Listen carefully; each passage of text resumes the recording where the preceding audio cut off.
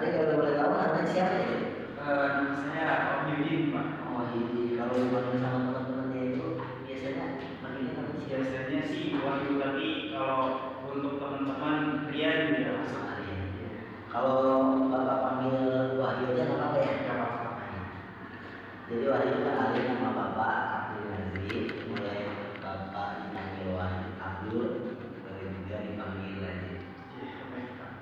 Kira-kira kamu datang ke sini ada kepentingan apa? Iya, Pak. Ada masalah apa? Kebetulan kemarin-kemarin kan saya ngobrol dengan beberapa teman saya, Pak. Iya.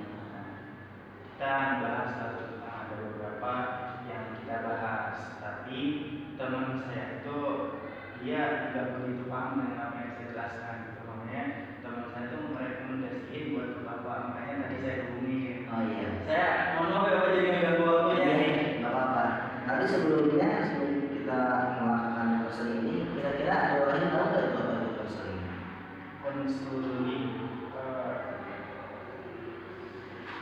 Mungkin bapak sedikit bantu jelaskan ya. Jadi konseling itu adalah metode metode pemecahan masalah. Nah yang dimana kita sebagai konselor hanya apa kalau bisa kita bilang hanya mengasih solusi. Nanti kalau kita ada beberapa solusi itu yang menentukan ada value sendiri. Ya, nah hanya sadar bahwa jadi di konseling ini kita sebagai konselor itu menjaga rahasia dari Ade Wahyu yang Ade Wahyu ceritakan tentang masalah tentang apapun itu, untuk kerahasiaannya pasti bapak jaga. Jadi nanti ketika Ade Wahyu bercerita tentang masalah yang Ade Wahyu alami itu sebisa mungkin kita ada keterbukaan gitu. Sampai sini paham baik, boleh diceritakan akar masalah dan penyebabnya.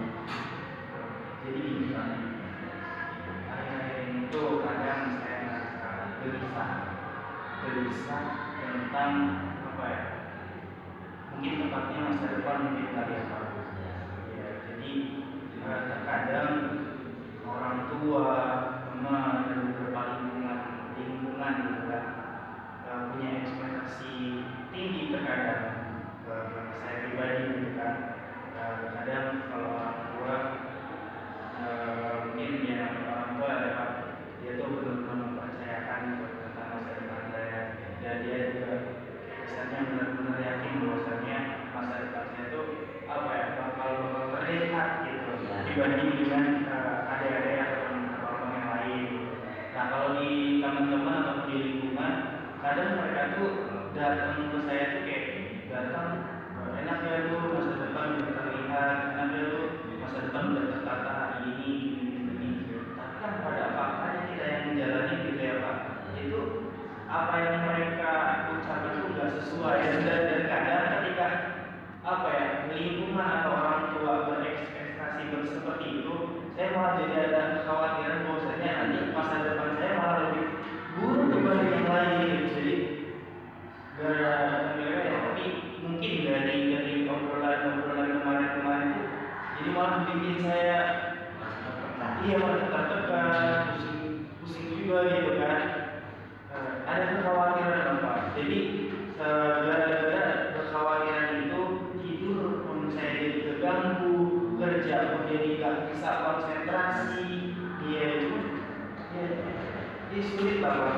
Kira-kira gimana ya Pak? Berarti dampak dari kegelisahan tersebut membuat aktivitas dewasa ini terganggu. Betul.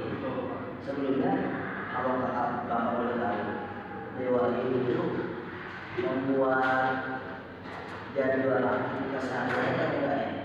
Kalau untuk jadwal aktivitas sehari-hari itu belum. Tapi pernah coba, tapi cuma dilakuin sehari dua kali.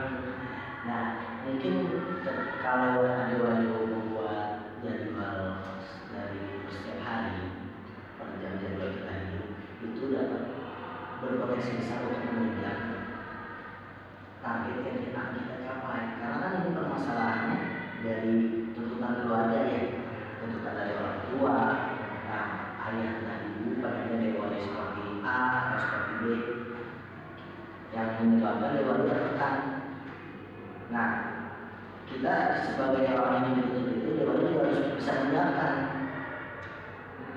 kira-kira ekspektasi orang tua kita mau seperti apa nih ke depannya. Nah, dengan cara yang tadi saya sarankan itu membuat jadwal planning untuk mencapai kegiatan kita itu ditekuni, insya Allah dapat menunjang doa itu, berpotensi besar dapat menunjang apa yang kita capai gitu. Iya juga sih Pak, kalau kita bikin plan mungkin kita akan sedikit lebih teratur. Kita atur. Iya, lebih teratur ya, soalnya saya juga mungkin bukan hanya dari omongan di luar gitu kan, tapi ketika ada obrolan seperti itu, saya pribadi malah bingung sendiri gitu. Kok orang-orang lain malah pada percaya gitu, bahwa saya masa depan saya bakal cerah gitu kan. Tapi saya pribadi yang ngerasain malah kayak kesannya malah ragu gitu.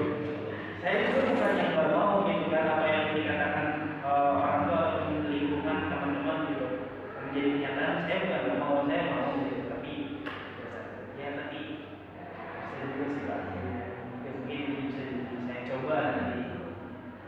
Kira-kira apa lagi yang boleh dirasakan selain kegelisahan? Berarti itu ada faktor dari tidak percaya dirinya di wahyu juga ya? Iya. Dari tidak percaya diri dan kegelisahan itu membuat wahyu mengaku aktivitas wahyu sehari-hari. Mungkin salah satu seperti itu. Nah, kalau untuk dari wahyu sendiri kira-kira ada hal apa nih setelah kita ceritakan ini? Ada hal yang dilakukan setelah dari proses ini? Ada mungkin salah satunya tadi apa yang Bapak sampaikan tentang planning kegiatan, dan menurut saya ini logis dan bisa meminimalisir rasa khawatir saya dan insya Allah nanti saya akan coba.